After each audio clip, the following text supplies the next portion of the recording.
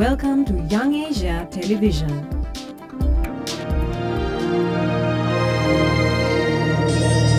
Presented by the National Science Foundation of Sri Lanka. Hi and welcome to Mihimadala.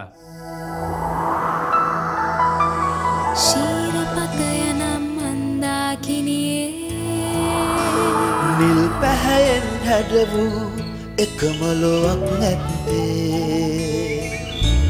ගහකොළ මල් සුසැදී පනනල රැඳි සුරැකී ජීවිතයේ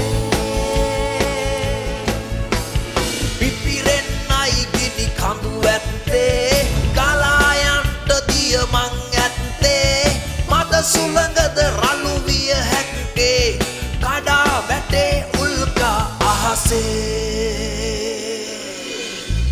සුබාදාමෙ මේ සියලු රහස් ගැන දැනුවත් විය යුත්තේ විද්‍යාවෙන් තේරුම්ගෙන ලෝකය ජීවත් විය යුත්තේ මිහිමඩ. We have a recorded history of the Earth that dates back 6,000 years, but beyond that, we know very little about it.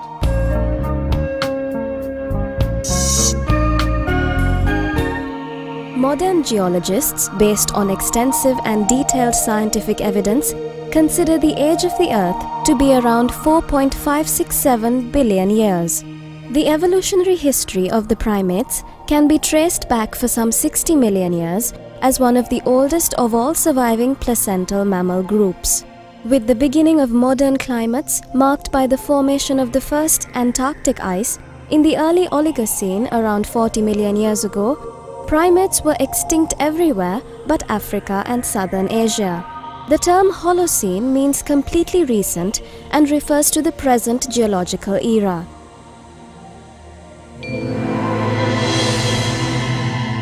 Here's what we have lined up for you today.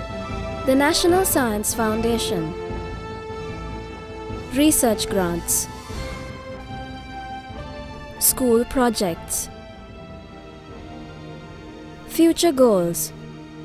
History can be divided up into many different stages, and the farming age was one that saw many changes in societies and communities.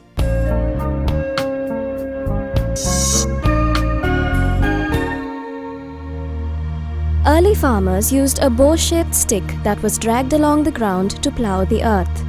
Later, cattle were harnessed to the plough. The sickle followed and the farming culture was set in motion. Other inventions that caused revolutionary changes in the lives of men, like the lever and roller, were the basis of the inventions that were to follow in time to come. These inventions illustrate the technical advances that man achieved throughout the ages. From the farming age right up until today, humankind has developed phenomenally. And this is quite evident from inventions like the chronometer and from social setups like villages and judicial systems. The Industrial Revolution that took place with science at its base also led to many technological advances.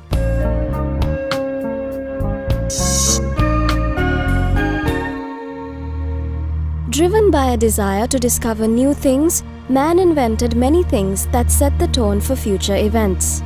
The inventions made by man became more organized and advanced with the Industrial Revolution and many other events of historical importance.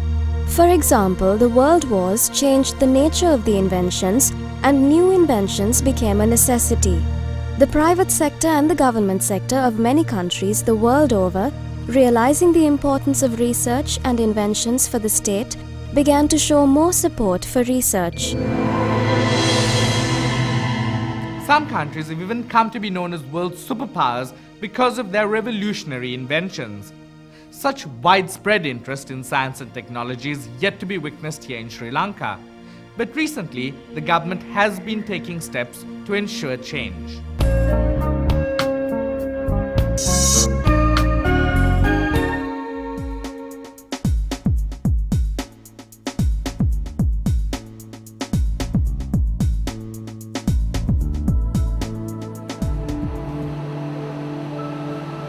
The National Science Foundation is the primary government institute that supports inventions and research done in Sri Lanka.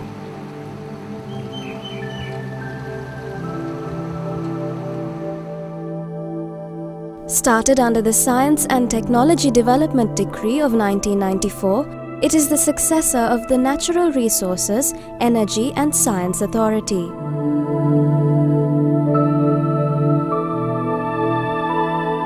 Inaugurated in 1968, it was then called the National Science Council. Although periodic changes occur, the National Science Foundation has been identified as an institution that makes a significant contribution to the development of science. The National Science Foundation is a state organization which has been established by the Science and Technology Development Act of 1994. Main mandate given to us is to promote the use of science and technology for the development of this country and the welfare of its people. We have about 5,250 researchers scattered in various research organizations, and our task is to promote as many of them as possible to do research, to do world-class research. There are several departments to carry out the duties expected of the National Science Foundation. The Research Division.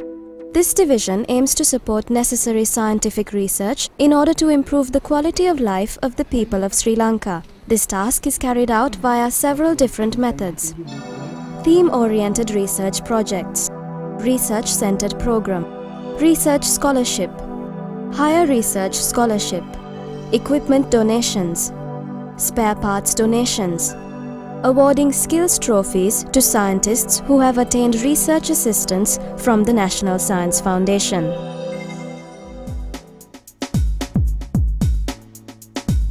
The Technology Division. This division coordinates the development and enhancement of technology in the country. This is carried out under the Research Center for New Technology and the Technology Transference Unit by preparing a mechanism that would give societies and industries the support they require, promoting new technological development, converting knowledge acquired through experimentation into technology, as well as predicting new technology. All of these activities are carried out under the Research Center for New Technology and the Technology Transference Unit. Science Popularization Division. The motto of this department is Science for All. This unit provides people with basic scientific knowledge useful in their daily lives and aims to improve the quality of life and guide people towards economic development. This is achieved by conducting various activities such as live television programs, conferences, and workshops at a school level. This is done by initiating science societies, publishing science manuals, conducting various programs to develop the communication skills of science authors, and by celebrating World Science Day. Apart from this, the program you are watching right now, themed Mihimadala, is brought to you in collaboration with the National Science Foundation.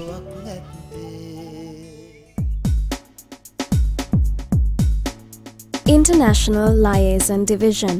This division handles international coordination work, encouraging the exchange of information between Sri Lankan and foreign scientists and science societies. As a result, Sri Lankan scientists get the opportunity to take part in various international science conferences. The international liaison ensures that international relations with the following institutions are well maintained: the International Science Council, International Center for Genetic Engineering and Biotechnology, the United Nations International Commission for Science, Third World Science Institution. The National Science Foundation also acts as the Center for the National Committee for Man and the Biosphere. It also conducts a program about sea and land interaction in South Asian coastal regions. Science and Technology Policy Research Division. This division maintains a data store of science and technology management and information. The division collects information, assesses it, and conducts the research necessary to prepare national policies on science and technology. The National Science Foundation also conducts experiments according to existing needs of scientists. Sri Lankan scientists would benefit greatly if they were to register themselves with the National Science Foundation. National Science Library and Resource Centre. This centre is identified as the focal point of dissemination of all scientific and technological information throughout the country. The centre gets the data from in and around Sri Lanka as well as from foreign libraries and institutes. The key intention of establishing such a centre was to allow easy access to information, both foreign and local, about science and technology. Several information centres are being conducted on a national level where people all over the island have the opportunity to access this information easily. For further details about institutes that operate under the National Science Foundation, call 0112 696 771 up to 3 or visit www.nsf.ac.lk.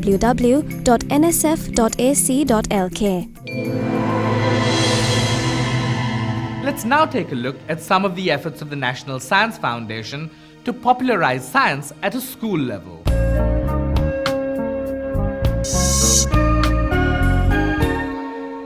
There are several programs on school level that are being conducted with the support of the National Science Foundation. The National Science Foundation has a goal to promote science in the village. For that to be done successfully, I believe that some sort of link is needed. It is my belief that the National Science Foundation should be that link in every sense. If your school wishes to be more actively involved in the science stream, you can contact the National Science Foundation on 0112 675 017 for further details. The Research Division of the National Science Foundation provides aid for scientific research that they believe is imperative to the development of the country.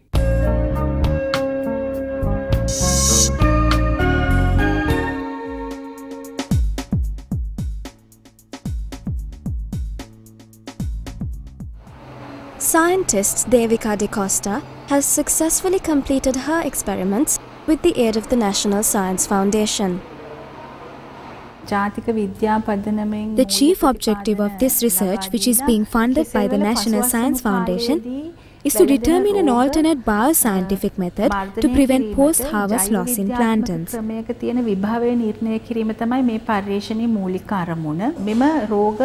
Fungicides are more commonly used to battle diseases in plantains. Taking into account the damage caused to the environment and also to those who use fungicides, we have attempted to find an alternative bioscientific method of battling these diseases. A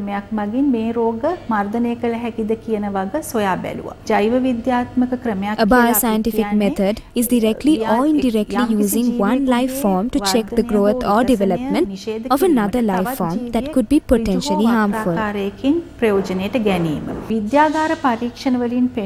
Our research has made clear that there are 32 types of bacteria that can prevent these pathogenic infections.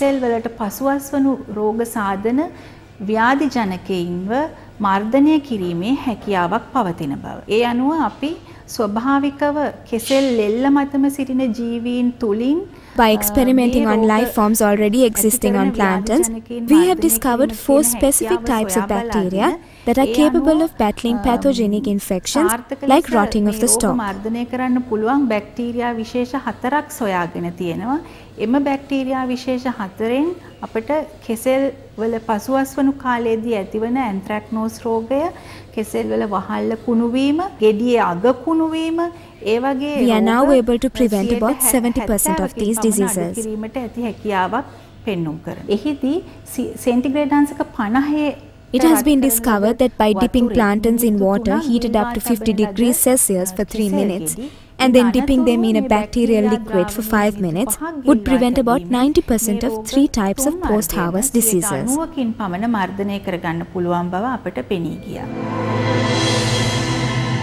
Although it brings indescribable devastation and destruction, war is an atmosphere in which technological innovation thrives.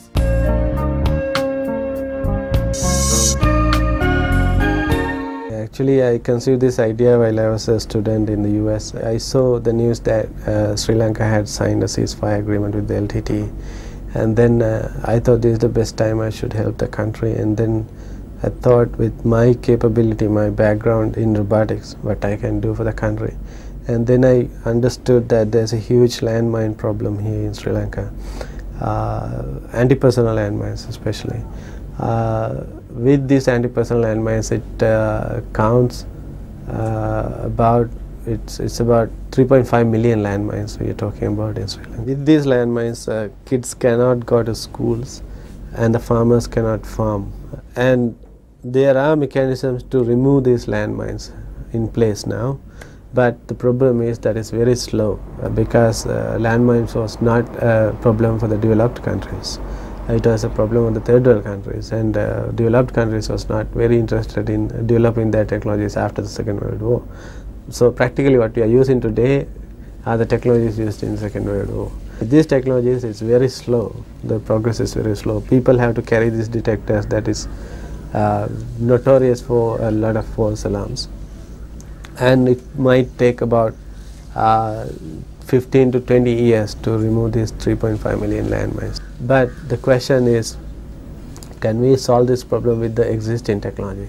Then I looked for the available technologies, and then I saw that almost all the American technology is developed for desert environments in Iraq or Saudi Arabia, or planets without trees. Japanese robotic industry, predominantly that is factory oriented robotics industry. Very few field robots that can go out. All these technologies might fail in countries like Vietnam or Sri Lanka. Then I looked for alternative solutions. I couldn't find, unfortunately, and then only I thought I should visit the place, see the environment, and look for things that move around in this environment. And then only I noticed that this animal called iguana that can walk and survive in this environment. And then I tried to develop a robot that mimics its behavior. When designing a robot that can detect anti-personnel landmines, you have to be very careful with its weight. It cannot go beyond, on average, 7 kilograms.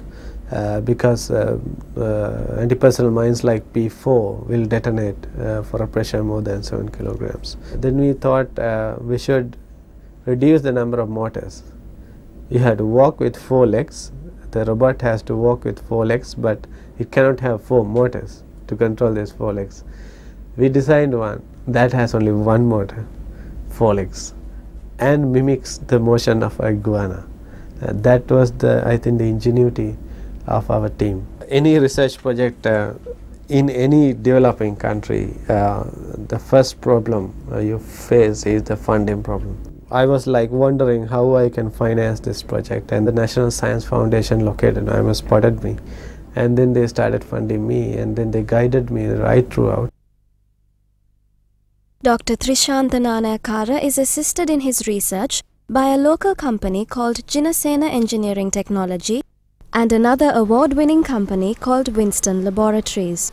Jinasena Engineering Technology assists in the mechanical aspects of this research, while the university deals with the mathematical aspects and the development of software needed for the research. Jinasena Engineering Technology assists in improving a robot called Murali, which was developed at the University of Moratuwa. The importance of this is that the first robot was developed with the technology available to the university students. But here we have a trained staff who can help these students in developing the robot.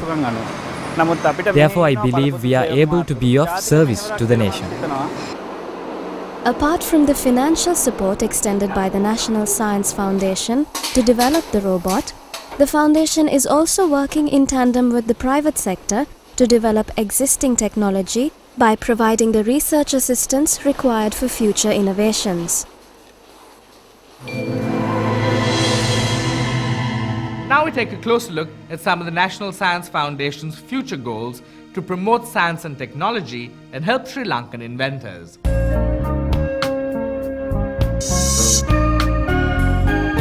In relation to the new programs that the National Science Foundation would like to initiate or has initiated up to now, I would like to mention three major areas. One is the thematic research program under a number of themes that the NSF has identified.